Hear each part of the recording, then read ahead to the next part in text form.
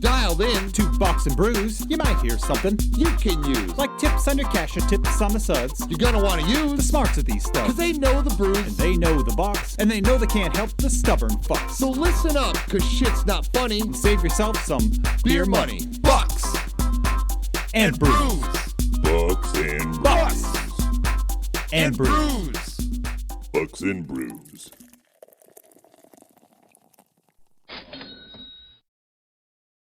Welcome back to Bucks and Brews. Nick, it's been 30 seconds. Yeah, I don't even know if that's on. Probably not. What are you drinking tonight? Well, I forgot some beer tonight, so I'm drinking Byron Center tap water. Yes, you are. What do you got? Well, considering we're on episode number 2, We might be doing 3. we might be doing 3. I'm down to a salted caramel porter from Pigeon Hill There you go. because I drank my other 2 in the first episode because I was so shot out of a cannon. Yeah, I see. What do you normally say at the beginning now? Guys, thanks so much for joining us. We appreciate all that you do, the feedback, everything. If you wouldn't mind, like, subscribe, share. That way you can tell your friends, your family, all about us. So I wanted to talk a little bit about the housing market and some of the things going in.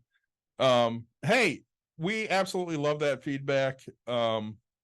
So one of our listeners on Twitch just joined about 10 minutes ago, and we seem hella fun to chill with. And I would agree. I think we are hella fun to chill with.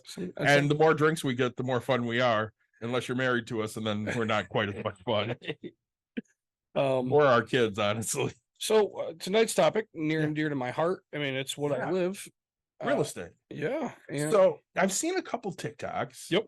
And I've seen a couple articles. So one article that I saw that I wanted to bring up to you, and I sent it to you, was that foreclosure activity is up 185% from 2 years ago. Yep. What are your thoughts on that? I just want your initial reaction to that. my initial reaction is pretty much just like when you sent it to me, I was like, wow, no shit. Right. Right. Because the COVID relief money had been there forever. Like all of this stuff had been, and if you go back and listen to our older episodes, I said, look, all this money's still here. It's still kind of going through. It will eventually lead to something. I had said September, right? And I'm still sticking to it, but like it's up now, sure. But because I can't tell you when money's gonna, like when banks are finally gonna say yes. And but right, I mean, you're seeing so much of it, right? We've talked about how I have a job where I go take photos of pre-foreclosures. Yeah. I have 37 to do tomorrow. Okay. In my little area. Okay. Doesn't mean they're getting foreclosed, just means they're in foreclosure, pre-foreclosure times, right? If they don't start getting payments. Yeah. So one of the TikToks I saw, and I'm sure I shared this with you, was this guy kind of expounding on his reasoning for why the housing market's going to crash. Yeah. And he goes, well, it was subprime mortgages in 2008, 2009, but now it's going to be Airbnb, which they're still handing out subprime mortgages to people that can't fucking afford them. So let's not sleep on the subprime mortgage issue. Well, But I wouldn't say people that can't afford them. I would say it's become very popular in this last little bit because interest rates are at 7%. right. So they're playing that factor again of, Yeah, but they were doing that when they were 2%. right. Well, And those teaser rates are going to go away, and those people cannot afford it at 7. God, no. Well, and I don't think too many people, I mean, it probably happened, but still, like I would say it's happening a shit ton in the past year to now-ish, right? And you're gonna see it. I mean, interest rates, if you have the opportunity to get into your dream house at 7%, 6% versus 7%, you're gonna do the 6. You're gonna forget about the the fact that they have a potential to go up because you're just wanting, well, we're gonna make more money. We're gonna do this type of a thing. And that was the issue with the subprime mortgages. One of our questions, it's kind of sad because people buy up cheap houses, rebuild it for like 3 times its price and shell it again. So people with less income have less of a chance to buy houses. And I mean, that is a point. I would love to talk on this. I know you would because you do buy houses. I do. So go ahead. Okay. Here's my perspective as a real estate investor. Cannot buy a house. I'm stuck in a rental house. So that to me is the easy escape answer, right? You could do exactly what I do. You can go meet a bunch of people. You could tell everybody, I'm looking for a house. Post it on Facebook right now. One of the best things you could do. hey, I'm looking for a house that I could afford. If your grandparents or parents are looking to get out of their house, I would love to have the first opportunity. So that way somebody who's flipping doesn't get it. I will buy it as is, right? And you have to be willing. Like when I bought my first house, it was a shithole. Like I don't know if you remember seeing it before we even did any renovations No. to it. Like I just bought a house in 2023 for $60,000 in Grand Rapids, Michigan. Okay. Like people tell me all the time, oh, you can't find a 60,000. I'm like, I just did it. Right. Like, and I don't do it all the time, but I mean, in the past 9 months, I have done, I don't care, let's say 14 transactions. None of them above like the 120 mark, right? Yeah. Like they're out there. You just got to go, you got to be willing to. They all needed work. Right. They all need work. They all need, and you could go learn about an FHA 203K loan, which we talked to Rob De La Torre on one of our episodes about that. Yes, you're not going to walk in and just have this immaculate place right away for a cheap price. I'm the first to admit that, but you're going to get what's called sweat equity. Well, and not knowing if our listener here is in the United States. If you are in the United States, we have a great episode from Bucks and Brews of how to buy your first home. We recorded before we were actually Bucks and Brews.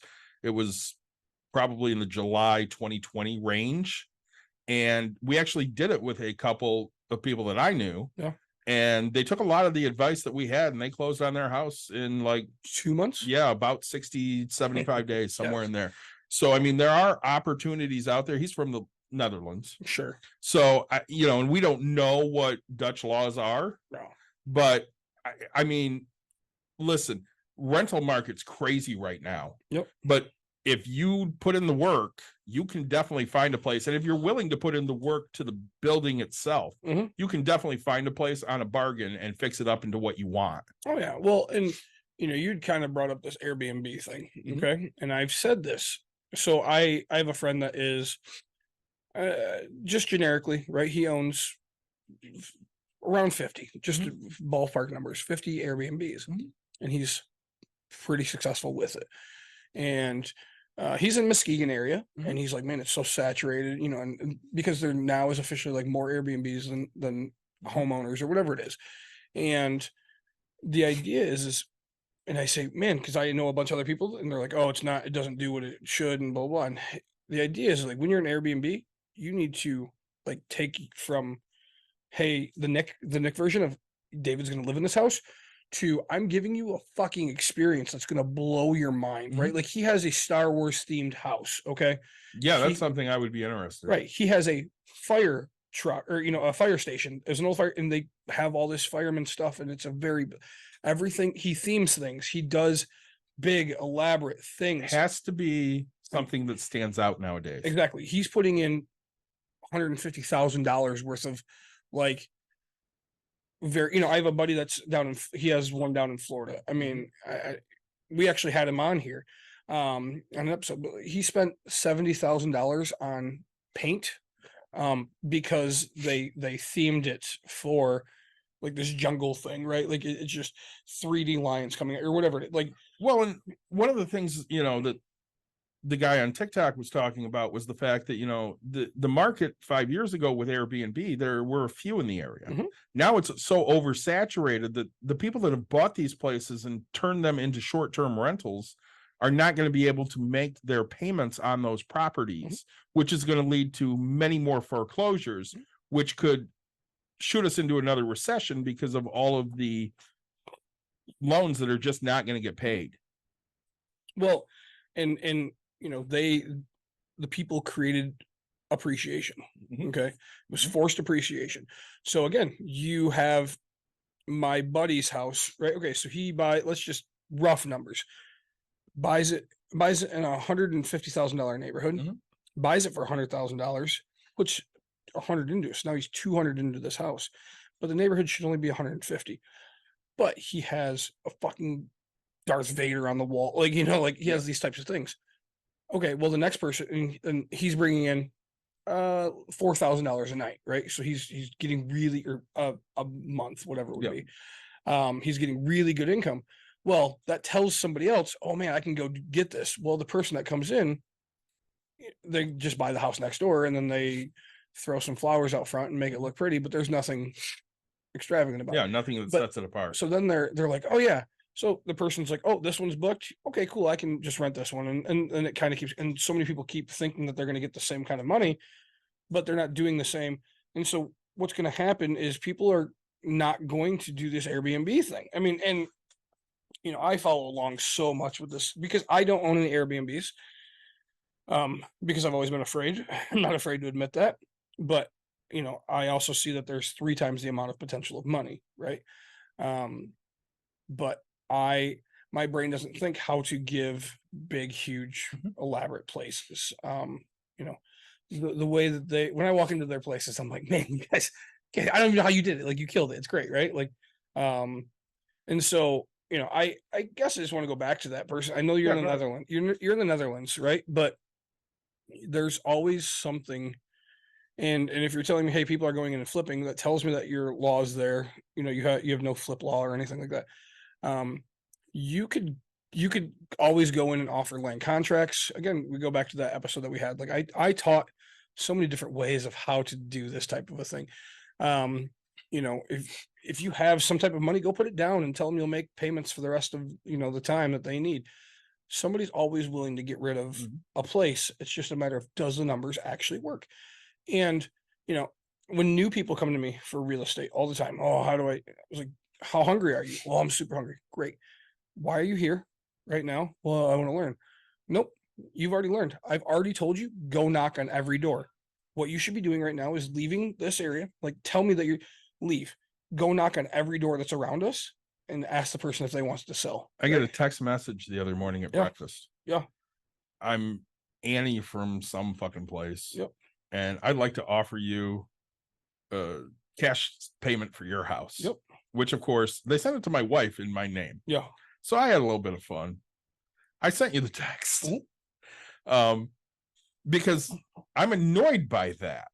And you're going to get, out of 100 people, 98 that are annoyed by that.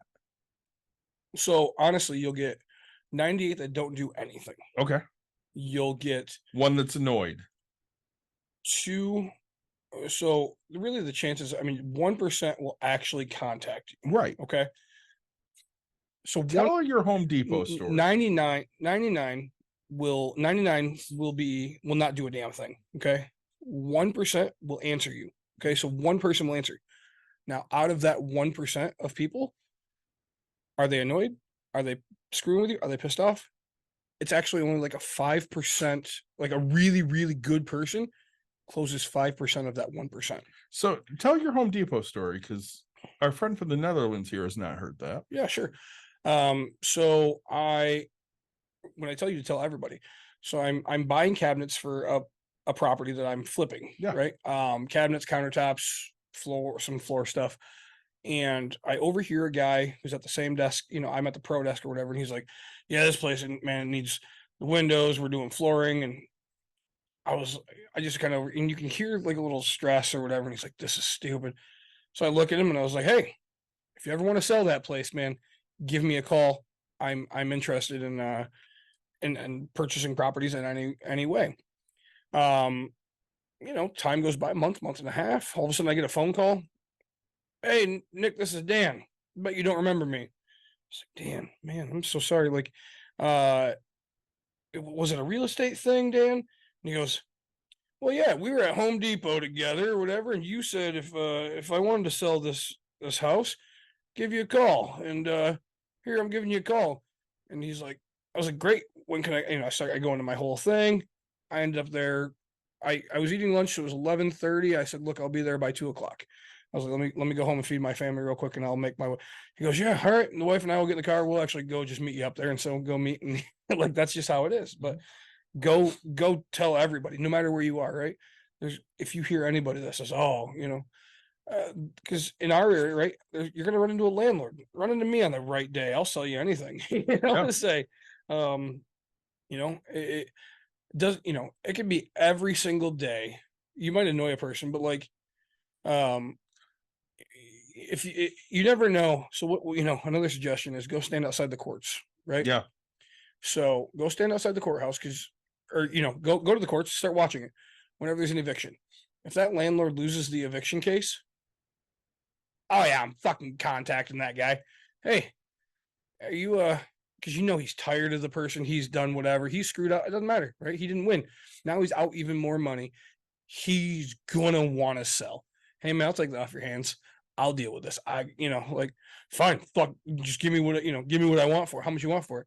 Well, so again, like 1% of 1%, I'll actually get that deal. Right. But I've hit him when he's just so fed up, so tired, doesn't want to do this anymore. He's right. I mean that's where you can be successful. Yeah, absolutely. The foreclosure thing.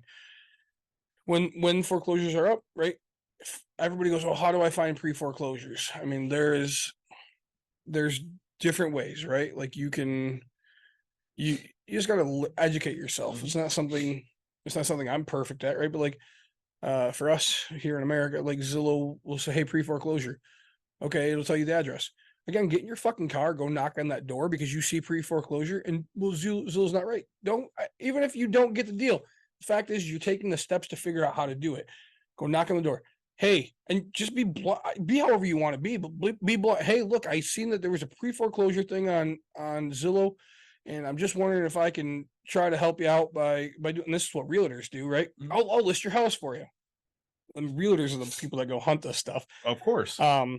So that way they can get that. But like you could do the exact same, and trust me, you're gonna get the door slammed in your face. You're gonna get told to go fuck yourself because I mean you just hit somebody in like their lowest part of life, right? They're about to lose their house, right? And they have no idea how to do this. So I again how bad do you actually want to get a house, right? When people tell me, "Oh, I can't get it," well, that's because you got an agent. Say thanks, man. Sorry, they said they heard some great advice, and someday they might get what they're searching for. But to me, and I can't tell you exactly, right? Again, I'm not from the Netherlands. I don't know how it is, but like, you could go find, here the big thing is buying 4 units and then renting out the other 3 and doing it. And I ask people, like, are you married? Are you not married? How comfortable are you with other people? I mean, I did it with Caitlin, right? You did. Like, hey, you want a place? Great. Figure out a roommate, right? Like, you don't want to be there. You have 2 choices at this moment. Like, you have no income. You need to either A, get an income, which means getting a roommate, or B, sell the damn place, right? Like, there's no 2 ways about it. Sometimes but and yes, I want a place, but I don't want to give up any of my privacy, or I just want and that's not fair. I'm a fan of saying the words like life's not fair, but it's like the ones that are willing to go around it and figure out how to get it done. That's when it becomes right. Cause I don't know. I've had tenants in my own personal house quite a bit, right? Like usually people like I did the wrong thing, friends and family, Yeah. but it worked out for the most part, right? I'm still really good friends with my buddy. My own buddy got upset with me because I told him he could live with me, and then he was going to get married, and I was like, "Great, when you get married, get out." Well, we were thinking about 2 months. You got married this date, right? Dude, I'll give you a little bit of time to like a couple, like 2 weeks but your apartment should be signed. Like, so if you need till the first of the month, like I'm fine with that. But like you're married, get out of my house, right? Like that's how I don't think I told you this story. no. So a few months ago, Dawn goes, "Yeah, Anna's roommate's getting married," and told her when she gets married, she's got to move. Yep. And she's getting married this year. Oh, she says, "What do you want to do about that?" What do you mean? What do I want to do about that? She goes, "Well, I don't want Anna homeless." I'm like, "I don't want her homeless either, but I don't want her to live with me."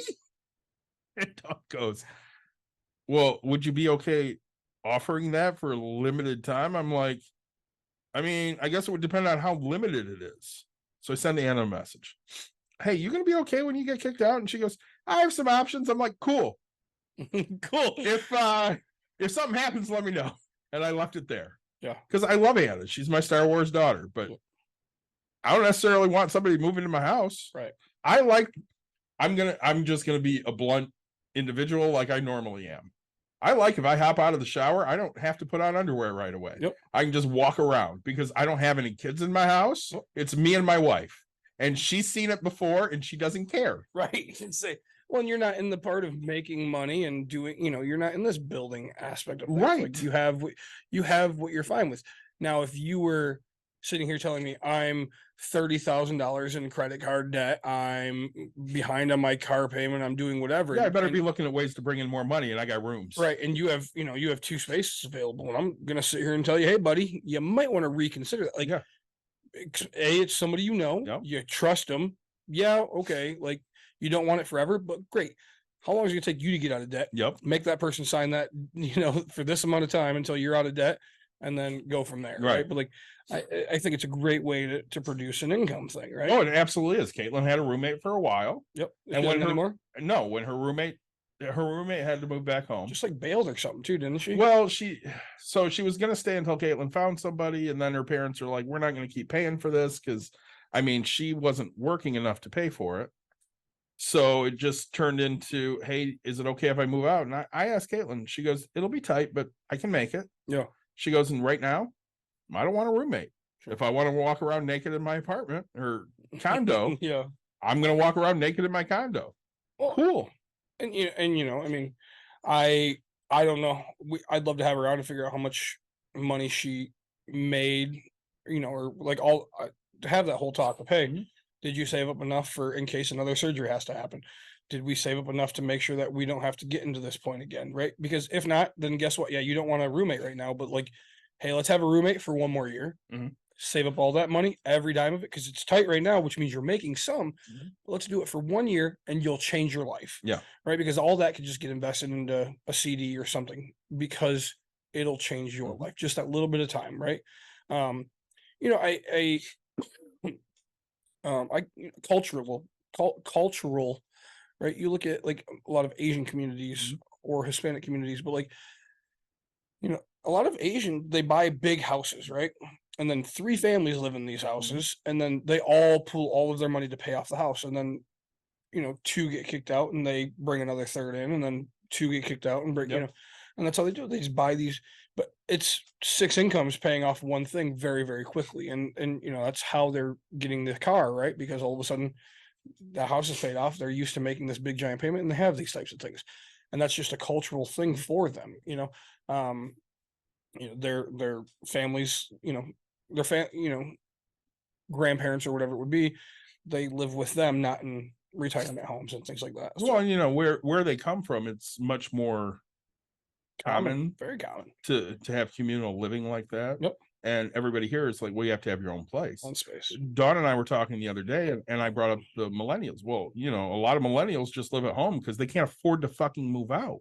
And that's unfortunately what it is. And that millennials has become a catch-all term for young people. Yeah. Millennials are not young people. They're 32 to 42 right now. Yeah, 30 something, 40 something. Yeah. I guess they're not, because Caitlin's technically the last year of the millennials. So they're 28 to 42. Is it 40? Yeah, I say 40. So a 42-year-old is not a kid living at home. And honestly, neither is a 28-year-old. Right. They're adults. Yeah. I have this argument with the kids I coach all the time, because they hit 18 and they're like, I'm an adult now. No, you're not. Shut the fuck up. None of you people are fucking adults. When you're 25, come talk to me. Because I remember being that age, and I thought I was, a hot shit adult. I wasn't. Yep.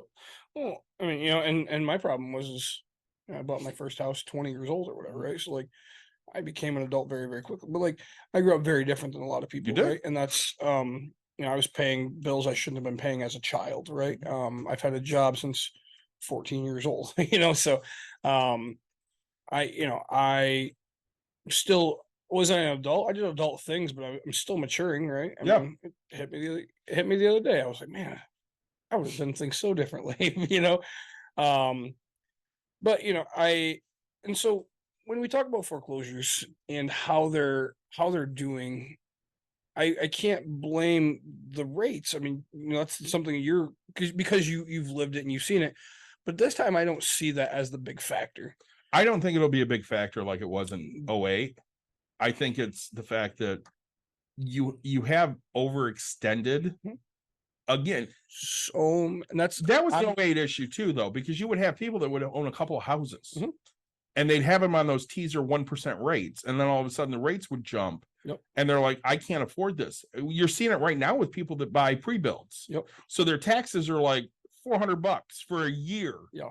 And then they get hit with a $2,500 tax bill for one season, like the summer taxes, Yeah. and the winter taxes are going to be, half of that. And they're like, oh my God, what am I going to do? Well, you should have looked at what that would actually run on a comparable house in your area, not what it was last year. Yep. And people don't take those things into effect. They don't take into effect the, instead of having 5 Airbnbs in this area, we have 35 Airbnbs and 25 Verbos and, Yep. 3 new hotels. And do we have enough tourism to sustain my payment monthly for 12 months out of the year? And that's where it gets tough. I do think and one other thing I will tell you, so instead of arms, what I'm seeing right now is HELOCs. Oh, lots. Everyone took a HELOC. I mean, everyone has one, had one, is using one. Like, I have a buddy that's making a crap ton of money and complaining because, he actually bought a house with his HELOC, and he's like, I got to figure out how to pay that off. And I'm like, what are you talking about? Like, well, we flipped the house, we did what we were supposed to, and then we went on vacation, I did this, and I was like, holy shit balls, dude. Like, now you have to go repeat this process, man, and hope to get lucky. Like, right. I'm sorry, but you made the wrong choice. Like, and I'm like, and you did it on first position, right? Or, or on your primary house. Like, you can't be doing that. Sorry, a HELOC is a home equity line of credit. It's a second mortgage. So quick numbers. If you have a house that you bought for 200,000, but then the market's gone up and it's worth 300,000, well, the bank will give you another loan for, let's say 270,000, so 90% of the home's value. So you'll owe 200 on the first position, and then you'll have $70,000 in a second position that you'll actually just be able to go spend money on it. And that's, again, here in America, I guess we're allowed HELOCs. I'm not sure about the Netherlands. So you're right, only because your house has become more valuable. So they're like, yeah, sure, we'll take that risk. Well, I mean, if values start turning down, and other thing that people don't realize, okay, so HELOCs, knock on wood, don't get called, right? Very often, but it's written as a HELOC can get called. And when I say called, it means the same thing we seen in 2008, right? Hey, I'm no longer comfortable funding this amount of money. You need to pay. I need the money, and then you have 45 days to do it, right? Come up with all of this money. We're cutting your line of credit. And if that happens, there's so many people that are screwed, right? When I did my HELOC, I had enough cash in my bank account to where, but like, it was such cheap for me to to borrow, right? Because I mean, here I borrow when I buy a house, let's say 12%. Well, if I can borrow at myself from 3%, yeah, I'm going to use my HELOC. But I had the cash just in case something happened and I got called, and I can just go pay that, right? When we're in rougher financial times, the ability or the likelihood of that loan being called is much greater than if we're in easier economic times when money's just flowing freely. Yep. And my family is kind of dealing with some stuff right now. So they work for a trucking company. Yes, I've seen this. Yeah, that is dealing with a lot of problems. Well, so there's union and non-union. So literally Monday they were striking. Sunday night at like 6 p.m. they were like, hey, we'll come to an agreement. They're going to work. Well, on the back end, all of these banks were like, hey, if you guys can come to an agreement, we'll fund you. Well, all of the banks, all of them backed out officially, like today type thing. So now all the banks said, yeah, you guys get your shit together. We'll help you. Well, they got their shit together last minute, and all of them said, nope, F you. And so now it's not looking promising again. So there's no funding. So, and this is a huge company. Yes. That the nation relies on to get shit from one place to another. Yep. And, we were talking, and he's, one of them was like, oh, the only people that would buy it would be Warren Buffett. He doesn't want it. And then Jeff Bezos, maybe for hubs and stuff like that. Yeah. And then he goes, yeah, but we're a union for our drivers. No chance. He wouldn't fucking touch it if he had to. No, Right. because Amazon's very anti-union. Yep. And, so banks, right, and businesses, and that's what you'll hear of, like 5-year terms, right? So a subprime, right? Yeah. Every 5 years, a balloon happens, and you just go to, the rate becomes new, and it's the new rate. It could be less. It could be, right? But it could be more. Yep. You pay the lower of the rates. No, that's not how this works. It's not any of this works. I unfriend you. But banks call loans on commercial all the time, right? I mean, we watched it happen quite a bit in 2008 to 2010. Here just in Grand Rapids, I mean, we had the Klingman's furniture, like big, huge building. Rogers department store. Right. Big, huge building, right? They said, hey, we don't feel comfortable having money lent out anymore. Yep. Go ahead and pay us our money and pay it now. And you had 45 days to come up with it. Otherwise, you were done. And a whole lot of places went out of business. Yep. And so, that's, I look at it and say, hey, we're not in a place where banks are calling loans necessarily. I mean, it's funny because I want to say lending's tightening up, but it's really not. It's still kind of easy to get money. You're just not getting it at the rate you want to get it at. Correct, right? And I'm also, right, another reason for foreclosures is what kind of happened in my eyes, right, was, let's specifically point out Gentex, right? I think we talked about this. Gentex was 5,000 employees, right? Let's say 4,500. I don't remember. Well, when I got fired, right, I was one of 1,000 employees. 20% of them got cut. Okay, I got fired because I didn't volunteer. But do you know, like, of the other 99% of people that got fired, it was upper management, middle management, right? And it was not production workers, right? It wasn't the low end people. It's the same, how my mom made it through Steelcase for all those years, right? She never took a promotion. She just always stayed a worker, right? And if she would have been let go, during all the layoffs and all the buyouts and all of this. But so Gentex wasn't the only company to do this for COVID stuff, right? Yes, people found different jobs, but if you were making 100,000, now you're making 80, right? Right. Now you're making 60, you're having to go fight all these people. And we're seeing that all catch up, right? Oh, absolutely. So I think that's the biggest key that we're seeing is, hey, I could make my payment, but now things, it goes back to the Caitlin. Yeah, things are tight, but our new Netherlands friend is leaving us. He's got stuff to do. Thank you so much for joining us tonight. Check us out, bucksandbrews.com. We have podcasts everywhere. So yeah, follow us, man, if you wouldn't mind. Yeah. Twitch. There's a notification button if you wouldn't mind. Just say. Yeah, absolutely. You're gonna have to talk here for a minute because I need to see if I can recover something on this computer. So perfect. And so when I look at the economy and where I'm headed, right? So people are like, oh man, why are you selling things? Okay, well, one, I'd rather put myself in a financial position to be ready to purchase when some of these foreclosures are happening, right? I'm not giving addresses or anything, but I will tell you, of the 37 that I said I have to do, so 10% of that, 10% of that is going to be trailers in a trailer park. Yep. But I would tell you 80 to 85% of it is houses in the $350,000 range and above. Right? Yeah. Which tells you what happened with this middle management thing, like everything I'm telling you, hey, like this is what it's trickling down. This is what I'm seeing. And then the other ones, yeah, okay, you have the random one-offs, right? Like I have one down the road from my house that it's funny. It's not funny at all. But I took the photos, and then all of a sudden I got an email of like, hey, new house going up for auction. And I was like, hey, those are my photos. So was like, damn, like now everybody knows about it.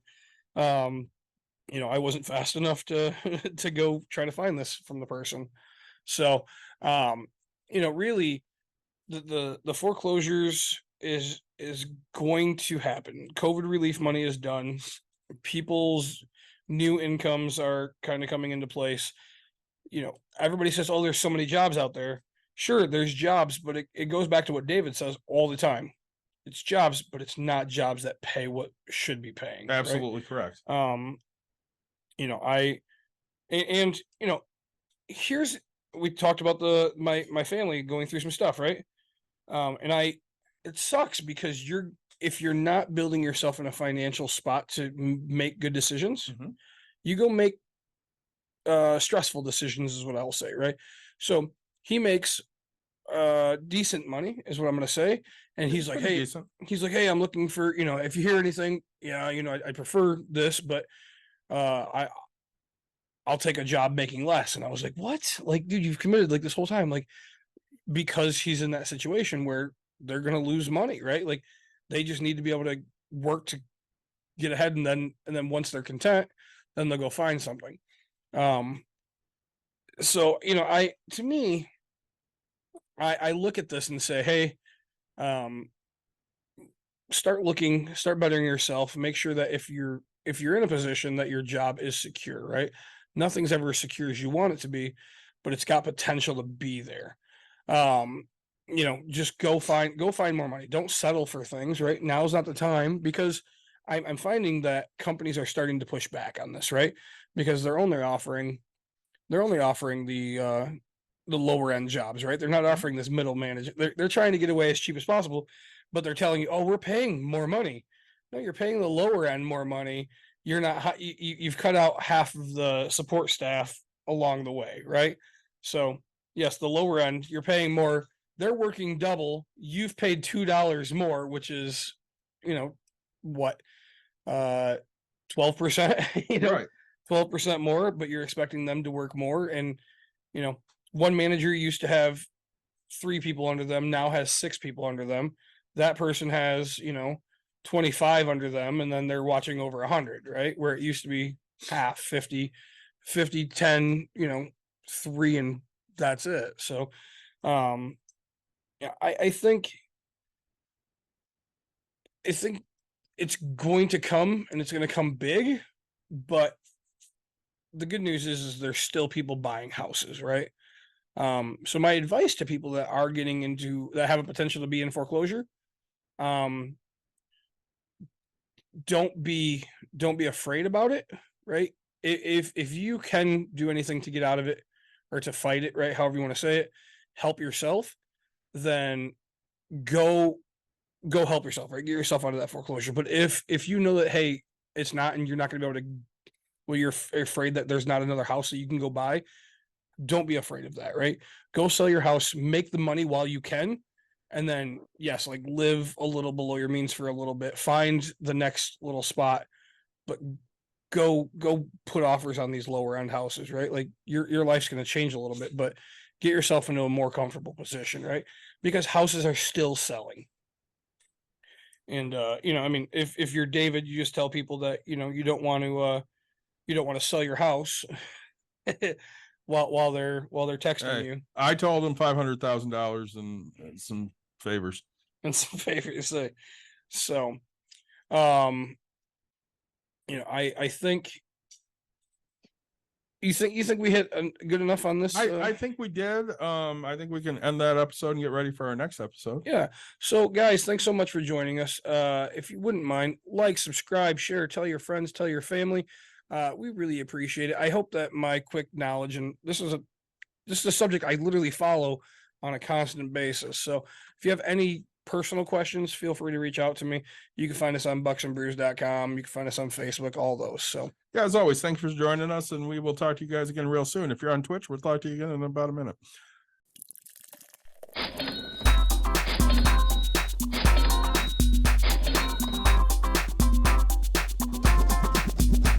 You've dialed dialed in. To Bucks and Brews, you might hear something You can use. like tips on your cash or tips on the suds. You're gonna want to The use. smarts of these stuff. Cause they know the And brews. they know the Bucks, and they know they can't help the stubborn fucks. So listen up, cause shit's not funny. Save yourself some Beer money. Bucks. and brews. Bucks and Bucks brews. and brews. Brews. Bucks and brews.